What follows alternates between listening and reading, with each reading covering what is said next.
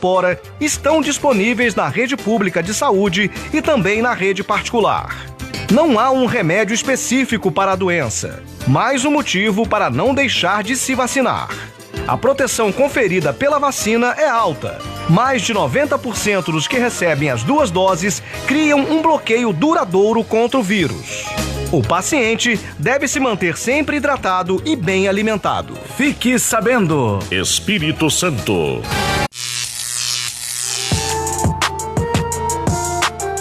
Prepare-se para uma radiação de ideias, pois está no ar Radioativas, um podcast de mulheres para todos os públicos. Na apresentação, o quarteto Camila Soares, Gabriela Brito, Júlia Cássia e Karine Nobre.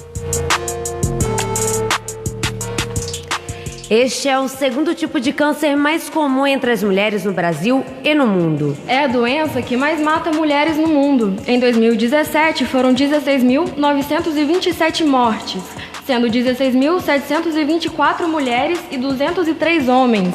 De 2015 a agosto de 2019, foram registrados só no Espírito Santo 1.449 óbitos por esse tipo de câncer. Estima-se que no biênio 2018 e 2019 o estado tenha 1.130 novos casos de câncer de mama. A doença é o assunto do nosso primeiro podcast. Estamos começando o Radioativas. Boa noite a todos os nossos ouvintes. Esse é o nosso primeiro podcast Radioativas, né? Estamos aí estreando com um assunto que é muito importante não só para as mulheres, porque o câncer de mama não é uma doença que atinge apenas mulheres, mas principalmente mulheres. São 7h09 e aí a gente vai começar a apresentar nossas integrantes, né, do programa. Eu sou a Camila Soares, ao meu lado tá a Karine Nobre. Boa noite, Karine. Boa noite, Camila. Também tem a Gabi. Boa noite. E a Júlia Cássia, que também acompanha o nosso programa. Boa noite a todos os ouvintes. Lá no DJ, nosso amigo Iago, que está aí comandando também um pouquinho do programa. E as nossas convidadas, né? Clare Braga, que teve câncer, está curada, né, Clare? Graças a Deus. Boa noite. Boa noite. Denise Pontes, que é cantora, vai trazer um pouquinho de música para esse nosso bate-papo. Com certeza, celebrando sempre a vida, né? A Leia Penedo, que é diretora de Relações Institucionais da AFEC. Boa noite, Leia. Boa noite a todas. E também a Virgínia Altoé, que é oncologista. Boa noite a todos. Pois é, gente. A gente vai começar aqui nosso bate-papo falando um pouco do câncer de mama. E eu queria primeiro que talvez a Virgínia, né, falasse um pouco pra gente o que as mulheres precisam se preocupar para evitar, né, ou para se prevenir do câncer de mama. Qual é o procedimento que as mulheres devem fazer para que, caso seja identificada essa doença, o tratamento comece o mais rápido possível? A principal maneira de detecção precoce é através da mamografia. Então, são 2 pontos principais. Primeiro, a detecção precoce. Então, a mamografia e o exame de ultrassom são os principais exames de rastreio de câncer de mama utilizados mundialmente. A outra pergunta de como prevenir, a gente não tem assim uma fórmula mágica, mas o estilo de vida saudável já foi provado cientificamente, já não é mais aquela história de conversa de médico. A gente tem evidência, né, estudo mostrando que a pessoa que tem um estilo de vida mais saudável, alimentação rica em legumes, frutas, de preferência frescas, evitar enlatados, congelados, a dieta rica em gordura, em açúcar, a gente já sabe que esse é o estilo de vida saudável, fazer exercício físico, e isso previne não só o câncer de mama, mas vários outros tipos de câncer. Então, estilo de vida saudável e mamografia na época adequada. Agora, doutora Virgínia, para a gente entender direito como essa doença se manifesta, você poderia explicar para a gente quais são os sinais, os sintomas que ela dá, né, desenvolve nas mulheres? Então, câncer de mama, isso é bem curioso, porque existe uma uma fala que algumas pessoas utilizam, que é câncer não dói. Isso não é 100% verdade, mas também não é 100% mentira. O câncer de mama, o ideal é que a gente detecte ele precocemente para aumentar a chance de cura. Então, não é para a gente sentir nada, é para a gente descobrir antes de sentir.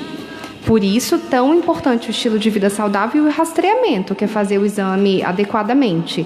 Aí, nesse caso, até entra uma crítica sobre o autoexame, porque, teoricamente, o autoexame era para não sentir nada. Então, detectar um nódulo pelo autoexame não é definitivamente a maneira ideal, porque geralmente quando o nódulo é palpável, já é um nódulo relativamente grande. A pessoa já está com a doença pode até ser uma doença inicial, mas já é uma doença mais avançada do que se não tivesse sido detectado pelo toque, sim por um exame de imagem.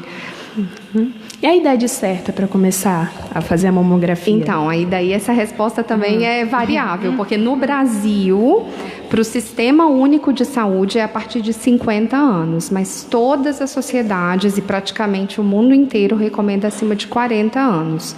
Isso é uma questão de logística e financeira que o SUS tende a escolher uma idade, né? Isso foi baseado em estudo interno, mas que levou em consideração o custo. Mas no mundo inteiro a gente recomenda a mamografia a partir de 40 anos e a ultrassom de mama em situações peculiares também. E tem frequência? É certo? Então, também tem diferença. No mundo e a maioria das sociedades, né, de mastologia, de oncologia, enfim, recomendação anual. Mas no Sistema Único de Saúde, por uma questão também de economia, né, e logística, eles fazem bianual. E claro que o intervalo do exame depende do resultado. Dependendo do resultado, o exame tem que ser mais curto, por exemplo, semestral. E dependendo do resultado, ele tem que fazer uma biópsia. E dependendo do resultado, só com 1 ano. Certo, agora eu vou passar a bola aqui para a Leia. Leia, explica pra gente como é que a FEC ela trabalha, né, nessa assistência às mulheres com câncer. É sempre bom dizer, né, que a FEC Santa Rita é uma entidade única, é um hospital filantrópico, né?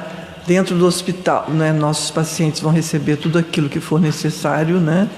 Tanto fisicamente como multiprofissionais, como nutricionistas, psicólogos e assistentes sociais, etc. Mas a FEC, no seu pequeno grupo, né, de voluntários, nós temos 19 programas de assistência social a esses pacientes. Por quê? Porque a gente sabe que o cuidar, né, esse acolhimento é muito importante. Então, tem sido nossa filosofia de que a FEC não vê um paciente simplesmente como um ser físico, mas também como um ser que eu falei, físico, psicossocial e espiritual. Então, a gente tem essas, que a gente fala, se tiver tempo, a gente fala um pouco sobre alguns desses 19 programas, porque nossa bandeira é que câncer tem cura, como a médica disse, quando é diagnosticado a tempo. A gente tem N casos, né, de pacientes cada vez mais com diagnóstico precoce, que tem índices de cura bastante altos.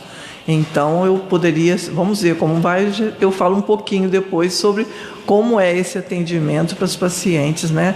Sendo que um dos principais é o PREMA, que é o Programa de Reabilitação da Mulher Mastectomizada, temos homens também, e que é um programa que já foi até a nível nacional, né, reconhecido, e que a gente, com essas mulheres, todas a gente mantém esse programa, elas se mantêm conosco pré-cirurgia, durante e pós-cirurgia durante um bom tempo. A gente tem aqui também na mesa a Clare, que ela teve o câncer, né, e está curada. Clare, conta pra gente como é que foi, né, essa experiência quando você soube do diagnóstico, quando foi confirmado o diagnóstico do câncer de mama. Na verdade, quando eu descobri, eu mesmo abri o envelope, eu li, sabia, vi a palavra, né, porque eu já conhecia a palavra carcinoma. Eu vou confessar para vocês, gente, não quero ser assim, não me acho autossuficiente falando isso, não me acho melhor que ninguém, mas eu pensei assim, tá aqui, é câncer, eu tenho, então vamos levantar essa cabeça e vamos enfrentar esse negócio. Eu não vou deixar jamais o câncer me vencer.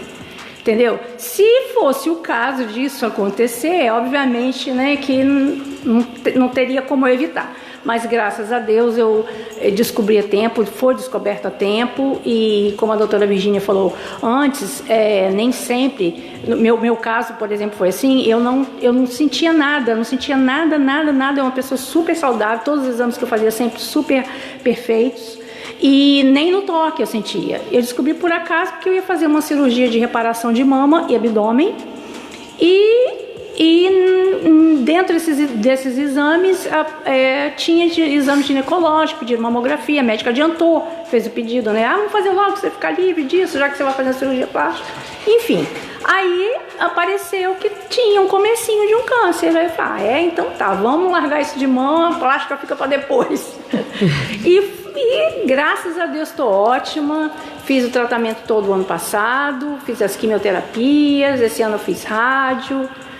E tô aqui, tô bem, tô ótima, feliz e continuando a vida, normal. Clare, você comentou que conseguiu lidar de uma forma muito positiva, né, durante o processo, mas a gente sabe sempre que varia muito de mulher para mulher. Sim. Você consegue dizer pra gente, assim, quais foram as estratégias de enfrentamento que você teve, né, se foi o apoio da família, o que foi importante para você nesse momento? Claro, falo sim, tenho o maior prazer em falar isso.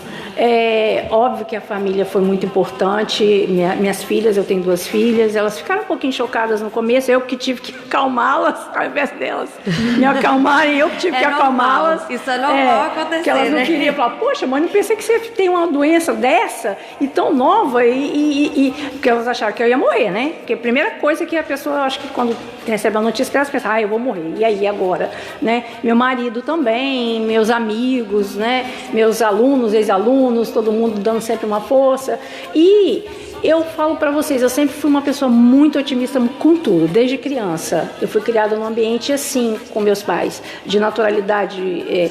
Tem um problema, vamos resolver. Tem uma doença, vamos resolver, entendeu? Então isso sempre, eu acho que me ajudou muito, sem contar com a minha fé, né, minha parte espiritual, que é muito grande, que eu não quero levantar bandeira de religião nenhuma, que eu acho que isso é uma coisa que cada um tem a sua, a gente tem que respeitar, né, o próximo, mas conta muito, viu, gente? A fé em Deus conta também muito nessa hora. Depois do tratamento, o que mudou, Clare? Você destaca na sua vida, você se sentiu renovada? O que mudou na sua cabeça diante do tratamento, assim, das suas experiências? Sente que mudou alguma coisa? Olha, eu sinto, principalmente nessa parte de que, assim, eu sou uma boa referência e isso me deixa muito feliz para muitas pessoas, porque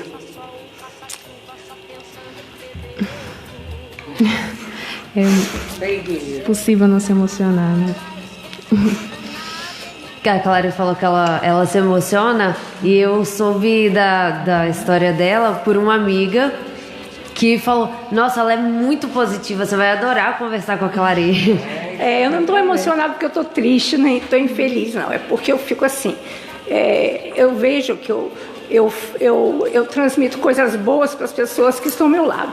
Então, por exemplo, até na própria fé, que quando eu estava fazendo meu tratamento, eu sempre chegava alegre, feliz, e os enfermeiros brincavam comigo. Lá vem ela, oba, a mulher que adora fazer quimioterapia, que não sei o quê. Que eu ficava assim, você faz favor de já me ver logo, hein, pelo amor de Deus, não vai ficar me furando, não. Muitas vezes não, entendeu? Porque às vezes a gente fica amiga deles, sabe? Eles são ótimos com a gente. Trata a gente, como ela falou, com muito carinho, com muito amor, assim, a gente fica uma família lá, sabe? Então, assim, eu conheci às vezes uma pessoa lá, uma moça, que ela me viu que eu estava assim tão bem, tão alegre, tão feliz, que ela chegou pro meu lado como se ela viesse pedir um apoio para mim e me abraçou e falou que não estava aguentando. E eu falei assim, levanta essa cabeça, você é muito nova, você vai conseguir. Você acha que eu tenho quantos anos? Eu fiz 60 anos no final do ano passado.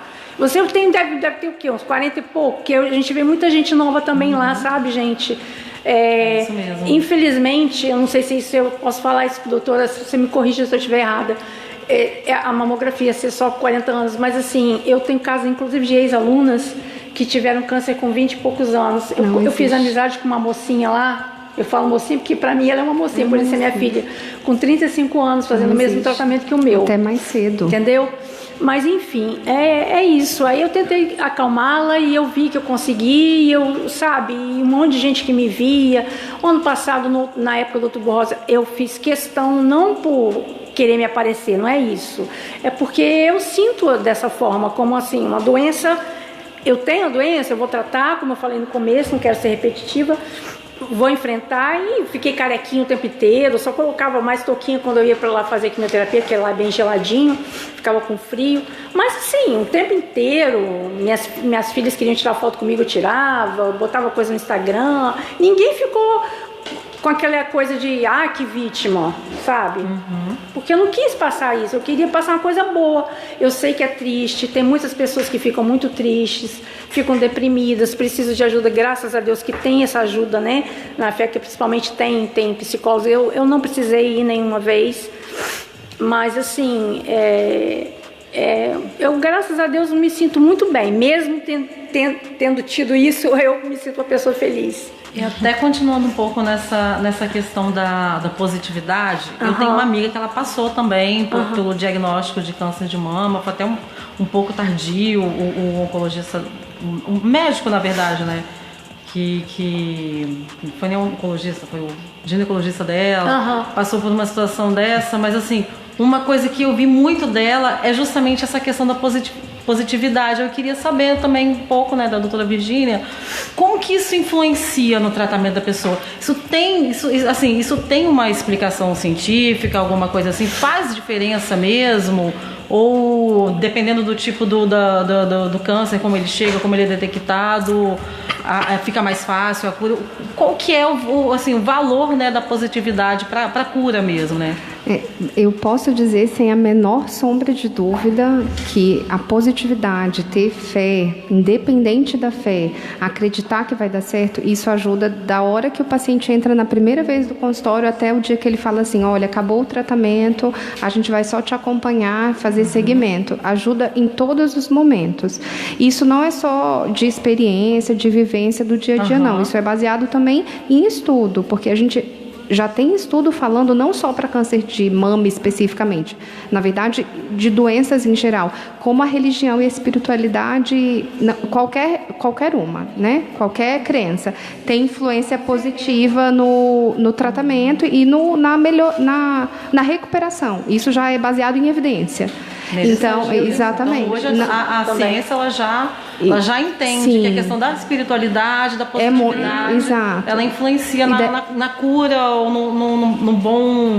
na boa recuperação de um tratamento. Isso, e aí volta no que a Leia falou, de ser tão importante essa equipe multidisciplinar, cuidando do paciente acolhimento de todos os aspectos, não só o aspecto doença, e sim o aspecto ser humano, que tem uma doença, tudo bem, mas tem sentimento, dor, angústia, medo, e o acolhimento faz toda a diferença. E nos nossos programas, né, tanto o Prema como outros, que eu posso falar um pouquinho agora, a gente tem as rodas de conversa.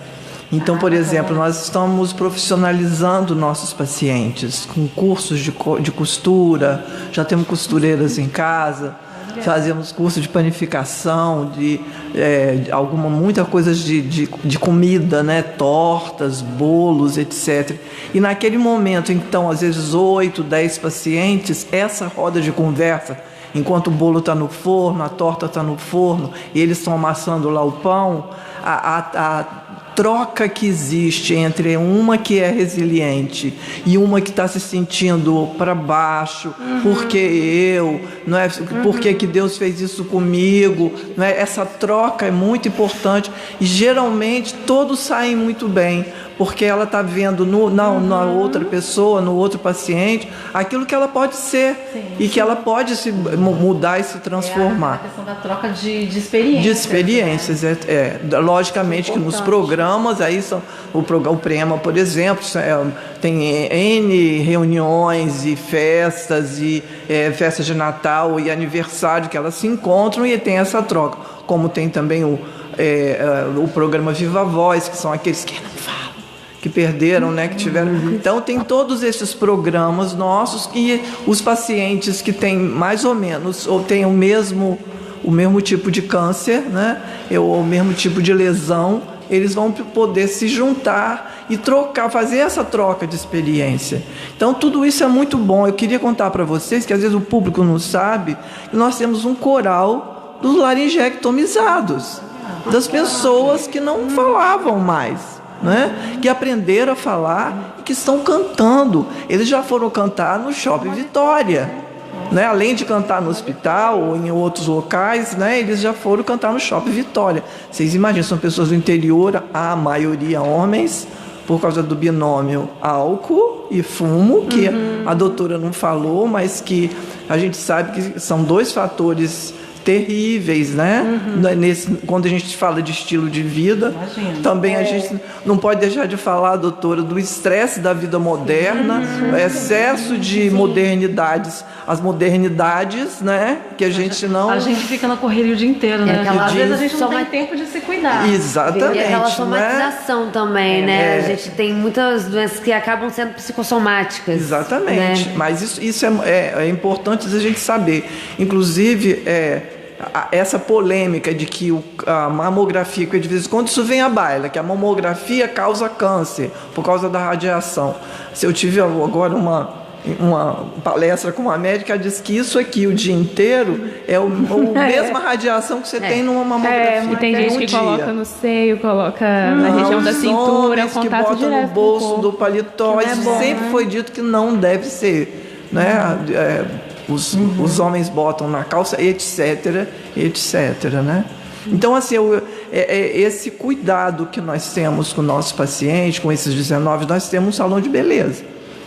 Somos o único hospital que tem um salão de beleza, com voluntários que cortam o cabelo, faz escova.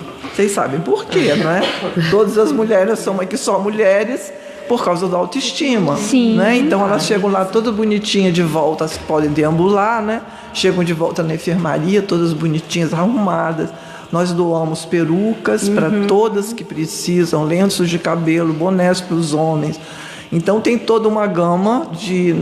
no nosso programa PAI, que é o programa de assistência integral, a gente doa desde sabonete, escova de dente, camisola, pijama, etc., sandália havaiana e fraldão. Nós não deixamos faltar fraldão para o nosso paciente internado, nem para o paciente externo.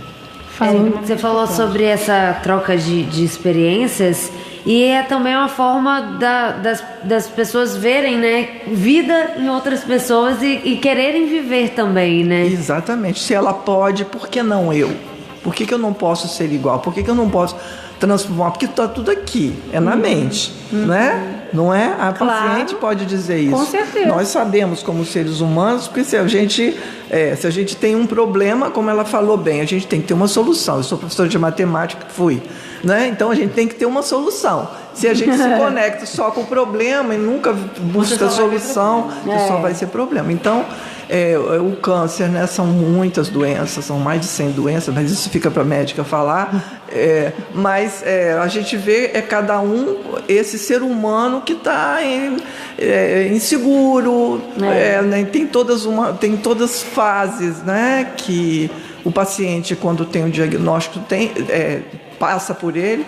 Então esse acolhimento que nós buscamos ter é para que ele queira se curar, que ele tenha capacidade, com a fraternidade dos nossos 267 voluntários, né, que possa chegar a ele tudo aquilo que ele mais precisar.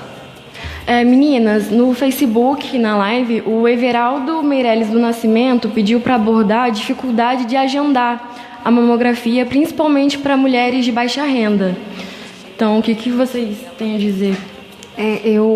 Isso geralmente tem mais relação com a rede ao redor e não com os centros oncológicos especificamente. Porque, em geral, o paciente que chega, por exemplo, a FEC, que é o que a gente está falando hoje, ele já chega com diagnóstico. Então, até ele chegar ao diagnóstico, ele precisa fazer o exame, fazer a biópsia. Então, esse meio até chegar lá é que é um pouco mais complexo. E é desse SUS que eu falei ali no início, que é o SUS que tem mais complexidade mesmo. O paciente, são muitos pacientes, eles dizem que economicamente não é viável, eles mal conseguem dar conta em algumas situações. A gente sabe que demora, né, da paciente, exatamente como ele está falando, da paciente conseguir agendar lá pela unidade de saúde, não é um centro já de referência terciária, é lá de referência primária, na unidade básica do bairro que ela mora. Então, isso exato. Então, isso é um problema de saúde pública que a gente precisa tentar resolver de alguma maneira. E é por isso que alguns casos chegam avançado lá no centro terciário, na AFEC ou no SECOM, na clínica que eu trabalho, por exemplo, que como demora até alcançar o diagnóstico, a doença acaba avançando. Talvez a paciente até, se tivesse um pouco mais de agilidade para fazer tanto a mamografia como a biópsia, talvez ela chegasse com uma doença um pouco mais localizada. E ela acaba negligenciando também, né? Porque... não consegue. Eu tentei, tem 2 meses que eu estou esperando, tem 1 ano que eu estou esperando, e não consegue, e acaba ficando para lá, né? Porque não dói, não sente, não incomoda. Então, isso vai ficando de lado mesmo. Acha que não tem nada, né? Exato. Tem muita questão, né, que a gente associa muitas doenças a dores. Então, quando a gente não sente dor, a gente acha que não tem nada. E que é um problema, né? Porque a gente acaba postergando, deixando para depois, e quando vai ver também, o problema já é um problema que poderia ser um problema pequeno, já é um problema muito grande, né? Falando nisso, eu também tenho até uma dúvida, porque tem muito, pelo menos eu via muito a divulgação do autoexame. E hoje a gente sabe que ele não é tão efetivo. Isso acabou atrapalhando um pouco, assim? Eu não diria que atrapalhou, mas que não é tão efetivo. A verdade é essa. Não dá para dizer que atrapalha, porque uma coisa não substitui a outra. Então, o autoexame não substitui mamografia, e isso nunca foi dito. Então, ninguém nunca achou que o autoexame substituía a mamografia. Então, eu não acho que atrapalhou, mas ele realmente não ajuda efetivamente, porque quando a paciente sente, em geral, já é um tumor um pouco maior, né? Então, é só nesse sentido, assim, não acho que prejudicou, nem que prejudica, eu acredito, não estou falando que está proibido de fazer o autoexame, não é isso, mas é que não dá para fazer só o autoexame. Claro, não ficar só nisso, né? E eu queria voltar numa coisa que a Clare falou sobre o diagnóstico de câncer de mama em pacientes mais jovens. Isso realmente acontece muito, é porque os guidelines, eles tentam pegar a maior parte da população. Então, é difícil incluir exame e dizer assim, todo mundo a partir de, 20 anos fazer mamografia. Não existe, ainda mais mamografia, que é um exame que não é bom para paciente jovem. Para paciente jovem é melhor ultrassom. Então, ou ressonância. Então, é difícil para colocar no bolo um exame de rastreio para pacientes tão jovens. Mas eu gostaria de falar aqui uma coisa que é bem importante, porque ficou muito bem divulgado, foi o caso da Angelina Jolie. Lembra que ela teve a mãe e a irmã dela, se eu não me engano, tiveram câncer, ou a mãe teve câncer, e aí fez o exame genético, descobriu que tinha mutação, daí todas as filhas fizeram, e a Jolie foi uma das que tinha a mutação, e por isso ela fez uma mastectomia bilateral redutora de risco, né? E eu lembro que no começo isso foi super criticado, e hoje é a conduta, hoje é o que a gente recomenda para quem tem a mutação. E geralmente os pacientes muito jovens são os pacientes, são os pacientes mutados. Então, é uma dificuldade, né? Como que eu vou rastrear a população jovem? Então, essa é a população que talvez tenha que usar o autoexame também, entendeu? Porque né, também, né? Fazer consultas com o ginecologista. Na verdade, quando vem pra gente, para um oncologista, o paciente já vem com diagnóstico. Então, toda a rede que cuida do paciente antes do diagnóstico é o mais importante. Sim. Porque daí é o que vai ajudar ele a ter um diagnóstico precoce para a gente ter maior chance de cura. Entende? A mulher ter essa consciência, né, de ir ao ginecologista pelo menos uma vez ao ano, né? No clínico do posto de saúde, aquela paciente que não, né, que não tem convênio, isso já ajuda, porque já faz o Papa Nicolau, que detecta lesão precoce de câncer de colo uterino, especialmente agora, no futuro, possivelmente a gente não vai ter, por causa da vacina que é dada nas crianças contra o HPV, mas hoje muita gente não foi vacinado, especialmente as pessoas mais adultas, porque a vacina é para criança. Então, Também tem esse cuidado. E isso a gente tem dificuldade, mas existe o acesso. Então, eu costumo falar, eu trabalho no SUS também, no Hospital Evangélico de Vila Velha, e eu falo lá, doutora, mas está demorando tanto. Eu falei, mas está marcado. Só não pode deixar de ir.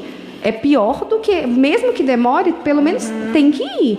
Se deixar de ir, aí que não resolve nada mesmo, né?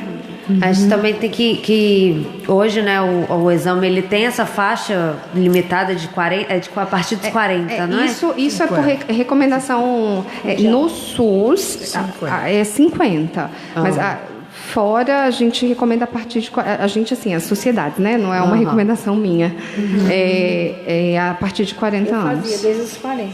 Essa é a recomendação mundial, vamos colocar assim, né? E não tinha E hoje esse serviço ele é oferecido por clínicas filiadas, né? Parceiras tanto do Estado quanto do governo federal, para o serviço público, porque o Estado não tem uma estrutura, nem o Estado que eu digo, não o Estado do Espírito Santo, né? Mas a maioria dos estados, de uma forma geral, não tem uma estrutura que ofereça esse tipo de serviço. Então, assim, a justificativa que a gente ouve muito é que não adianta a gente expandir muito esse público, porque pode ser prejudicial, né? Começar essas mamografias muito cedo, como a doutora Virgínia comentou, mas também não adianta você expandir muito e não conseguir atender adequadamente essa faixa, que é a faixa prioritária, né? Que é a faixa onde o risco é maior. Exato. Então, só pra gente dar essa posição, né? Porque às vezes a gente coloca, claro que causa uma certa indignação, porque a gente fica chateado que a gente gostaria que esse serviço fosse feito para todo mundo. Com certeza. Mas a gente também tem que entender que existe uma faixa prioritária e que essa faixa,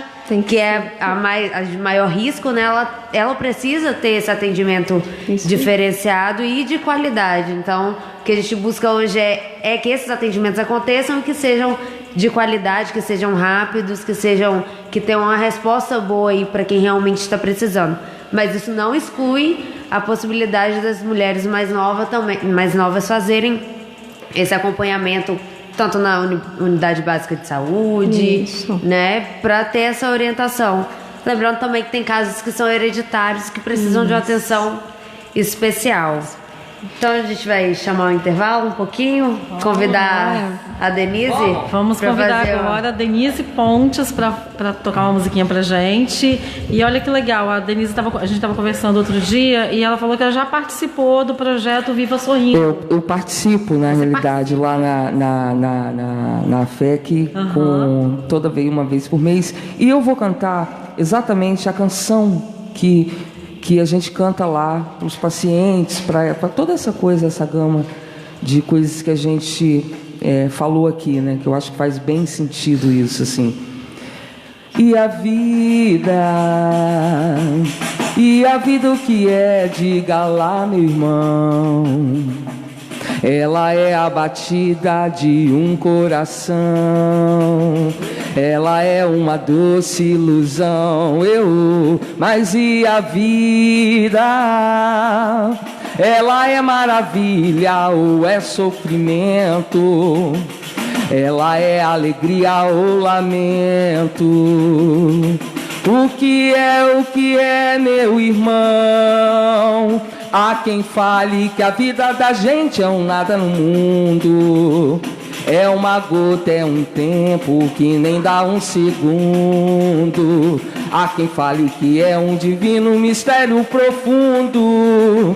É o sopro do Criador numa atitude repleta de amor. Você diz que é luta e prazer, ela diz que a vida é viver. Ela diz que melhor é morrer, pois amada não é e o verbo é sofrer. Eu só sei que confio na moça e na moça eu ponho a força da fé.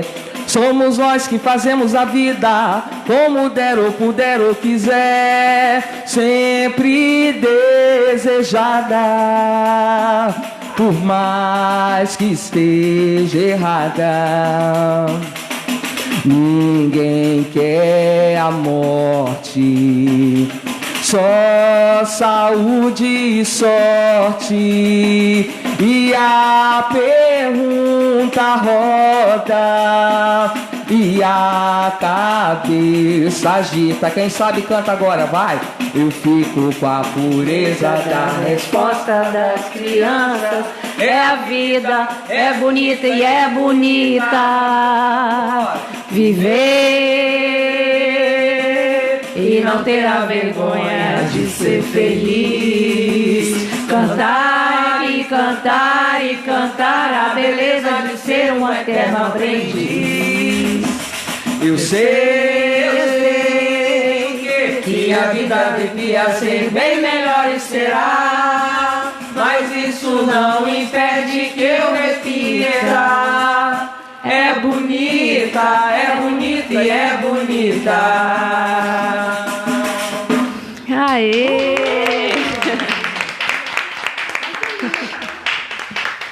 Escolha perfeita. Perfeita. Obrigado a todos, foi muito bom. Denise, como é que é participar desse projeto maravilhoso da FEC? É um retorno assim, bacana, né, que a gente tem. E todas essas estruturas, né, que a gente faz lá, é tudo mesmo visando o paciente, nessa autoestima, nesse contato, nessa força que a gente dá para a vida, né, que ali é que a gente, né, tem que ter essa força mesmo.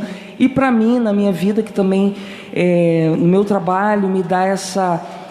Eu estou no caminho certo, sabe, assim, de que é isso que a gente precisa. O mundo precisa de amor, o mundo precisa dessa ternura, de mãos dadas, da gente, sabe, ter essa congruência com todos, porque a gente, com certeza, só vai levar isso aqui, de coisas boas. Toda segunda-feira, ele é no auditório. Meu filho é voluntário lá também, me orgulho muito de dizer isso, é novo voluntário. E eles trazem todos os que podem deambular, né, com cadeiras de rodas, e são todos convidados, os acompanhantes também. Eles vêm até o auditório, tem música, tem sorteio, eles dançam, tem lanchinho, sempre à noite, né, que à noite é a hora que baixa a energia, então traz muita alegria. Aí eles saem de lá realmente, né, Denise, você pode dizer, né, com muito carregada. Os lanchinhos lá são maravilhosos. Qualquer hora do dia. Quimioterapia, almoçar lá, é uma delícia. Leia, conta pra gente como se voluntariar. Olha, a gente primeiro tem sempre os que querem se voluntariar, tem que uma entrevista para que a nossa coordenadora de voluntariado ela sinta o que é que cada um tem dentro de si, né? Uns só podem à noite, outros só podem, né? Cada um tem sua especificidade de fraternidade, né? E a gente tem sempre os treinamentos para o voluntário. Ele entra, para entrar no hospital, porque tem protocolos, tem normas que ele tem que aprender e tem que saber para que tudo corra, ainda mais que já temos mais de quase 300, né?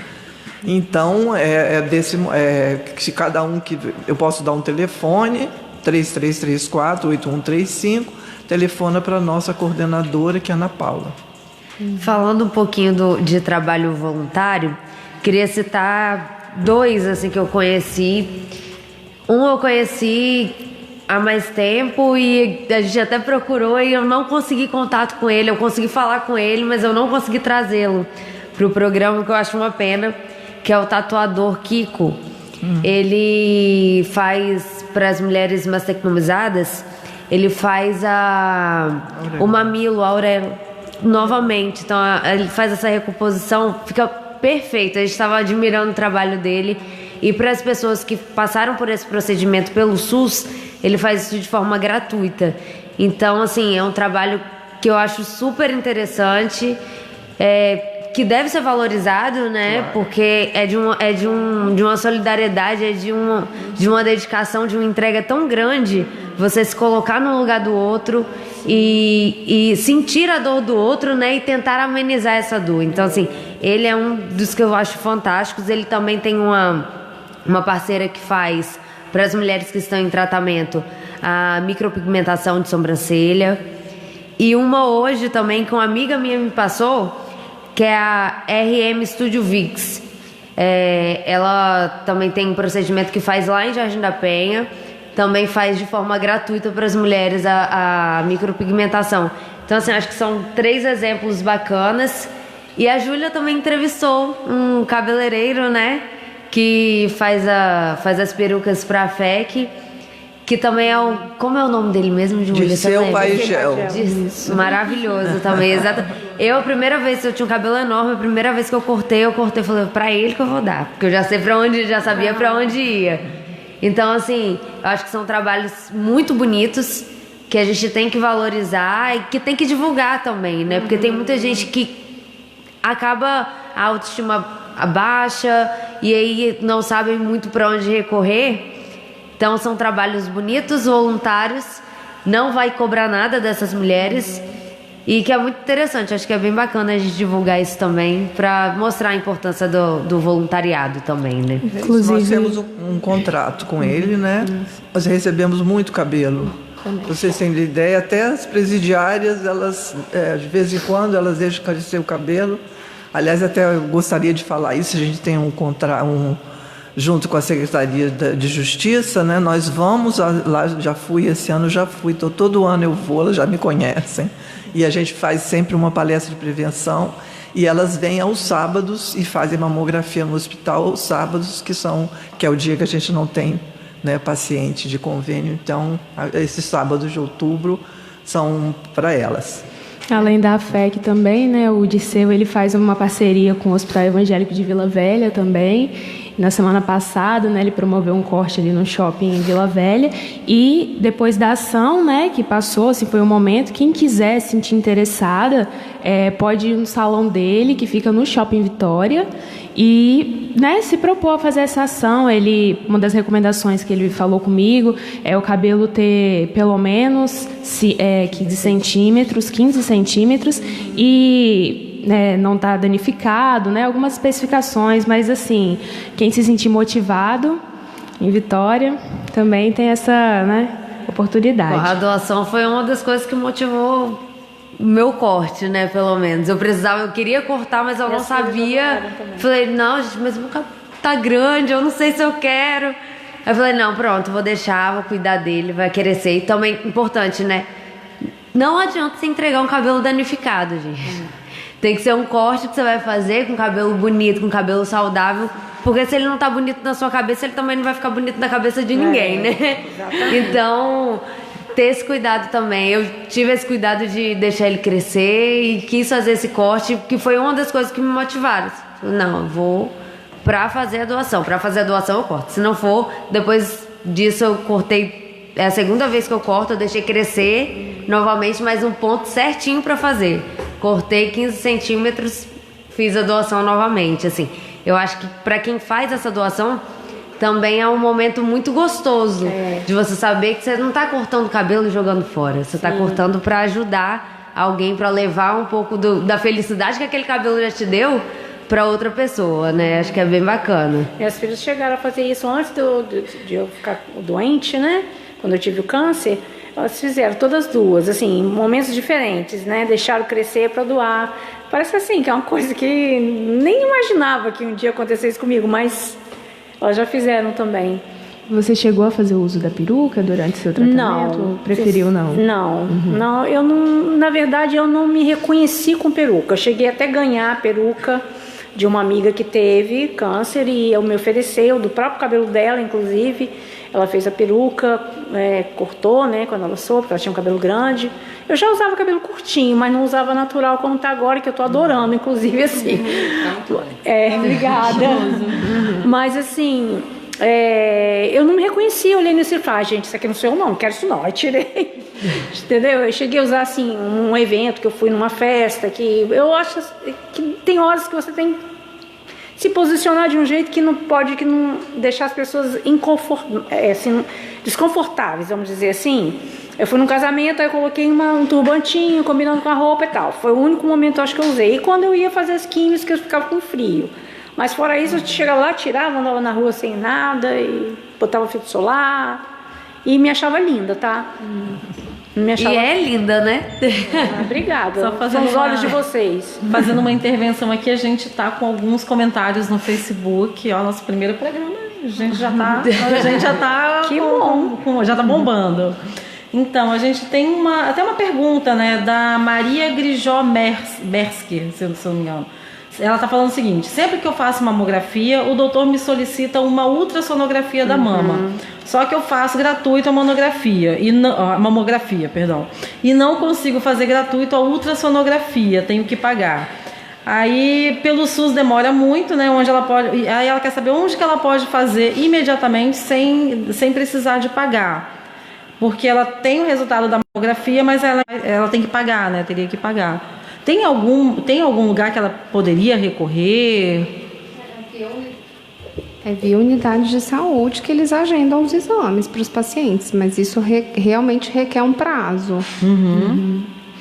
Doutora Virgínia, era até uma questão, né, que eu queria considerar. Você falou de outra forma de diagnóstico, que é a ultrassonografia.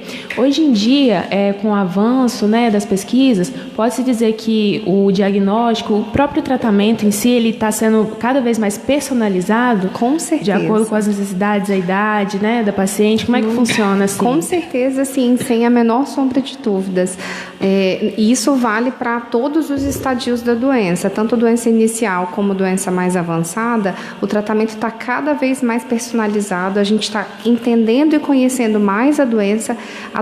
O câncer de mama é extremamente heterogêneo e isso até causa um pouco de desconforto, porque numa sala de espera, uma toma remédio, outra não toma, outra toma 5 anos, a outra toma 10 anos. Então isso causa uma angústia. Ela fala: doutora, mas você esqueceu de me dar o remédio porque minha colega está usando 5 anos e você não me passou comprimido nenhum. Porque tem paciente que tem receptor de hormônio positivo e tem que tomar comprimido, e tem paciente que tem receptor de hormônio negativo, não pode tomar comprimido, não tem indicação de tomar comprimido. Então, para você ver como, pela doença ser heterogênea, os tratamentos são cada vez mais personalizados. Então, isso é uma realidade. E isso é muito bom, porque assim a gente consegue tratar melhor. Né? Não trata todo mundo no mesmo saco, a gente separa em grupos. E cada dia que passa, esses grupos estão mais diversificados. E por variar, o tempo também de tratamento varia, tanto os exames, tudo varia, inclusive depois, assim, porque como é o passo, né? A pessoa faz a químio, ela tem esse procedimento e depois um período assim refratário, como funciona? O segmento, em geral, é realizado de acordo com o resultado da mamografia. Se é uma paciente com doença localizada ou localmente avançada, mas que não tem nenhum tipo de metástase, a doença não espalhou, ela está só na mama ou na mama e na axila. O segmento depois da químio, depois da rádio, se indicada, depois do hormônio, o segmento é com o exame de mama. E o exame de mama que ela fez é que vai guiar o próximo. Então, se o exame da mama deu um BIRADS 1 ou 2, eu posso fazer o exame anual. E muitas vezes até bianual, né? Dependendo do setor que ela tiver. Em geral, a gente faz anual.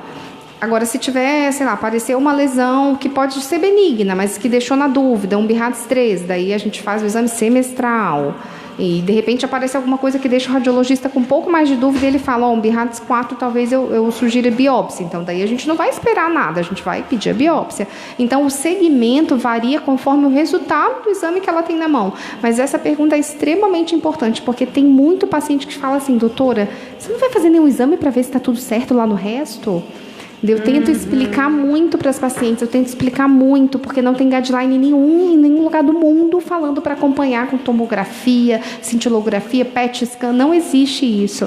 Isso é um gasto de dinheiro, especialmente no sistema de saúde, mas no convênio também, que a gente podia estar assim, usando esse dinheiro para coisas muito mais importantes. E aí, mas eu acho que se eu sentir uma dorzinha aqui na minha costela, já pensou se o câncer estiver na costela? Daí está doendo agora? Não, já passou.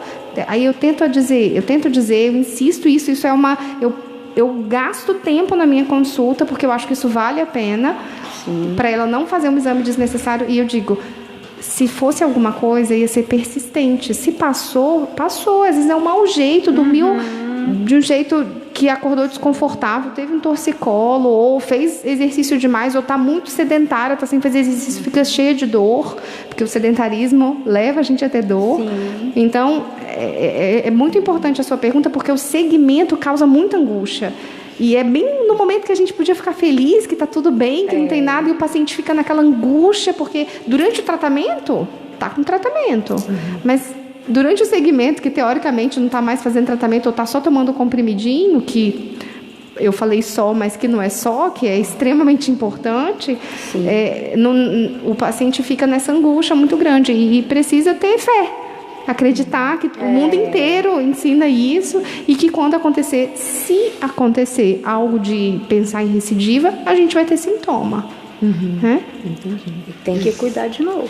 E cuida de novo, isso aí. Não pode gente, deixar. nosso tempo está acabando, nós temos apenas 3 minutinhos. O papo tá tão Então bom. a gente Tá bom mesmo. Passou rapidinho. Muito bom. Eu queria já agradecer, né, a presença de vocês, das 4 aqui. Muito importante. Acho que sempre que a gente tiver oportunidade, sempre que vocês tiverem novidades, quiserem trazer pra gente, vai ser muito legal. A gente vai adorar ter essa parceria com a FEC, com a doutora Virgínia, com a Denise, que vai trazer música, mais música pra gente.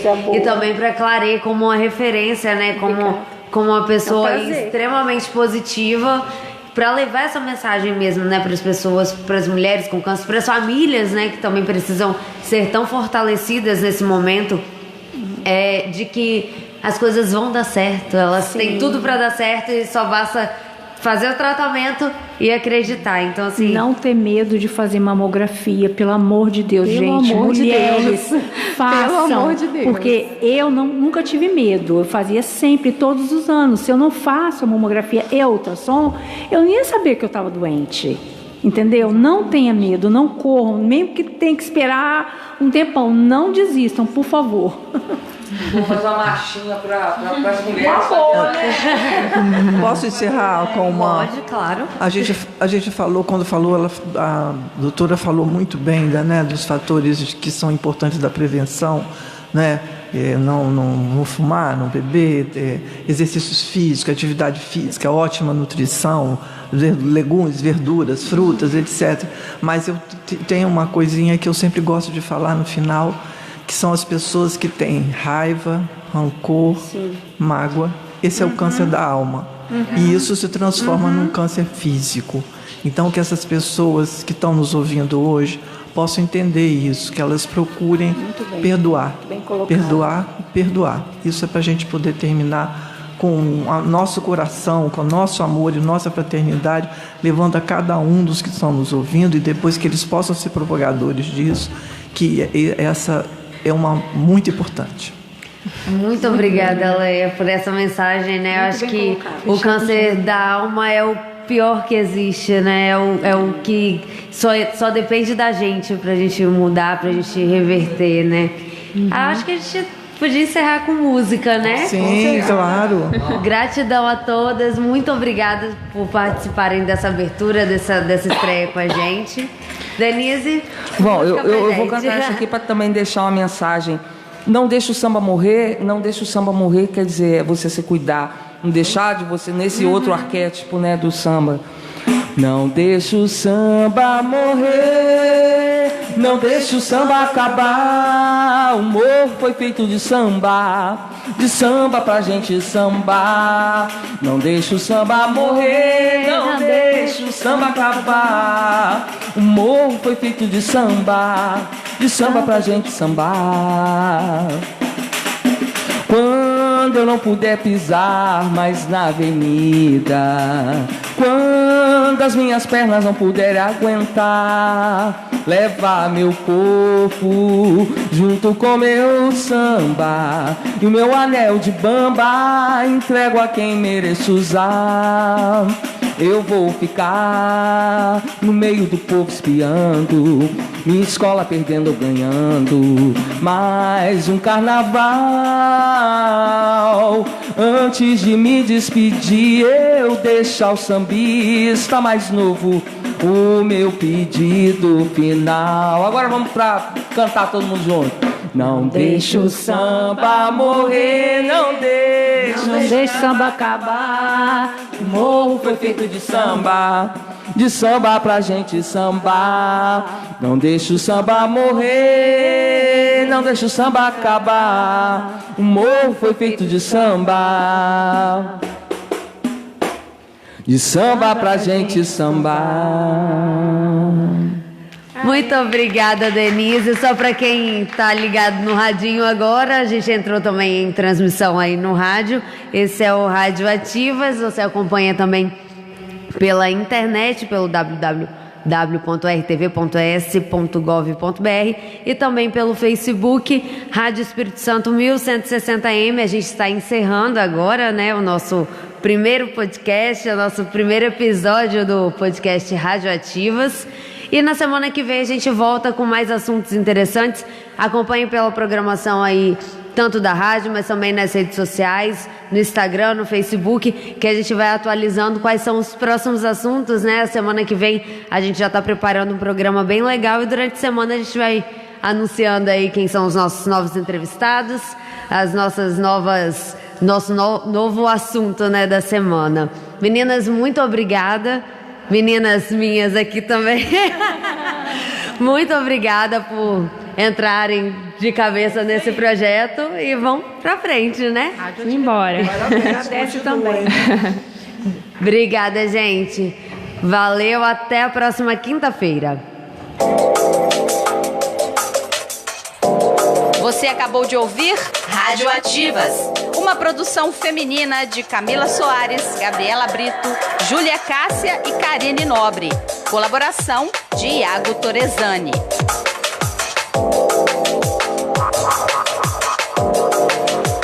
Boa noite. Boa noite. É bom ter você.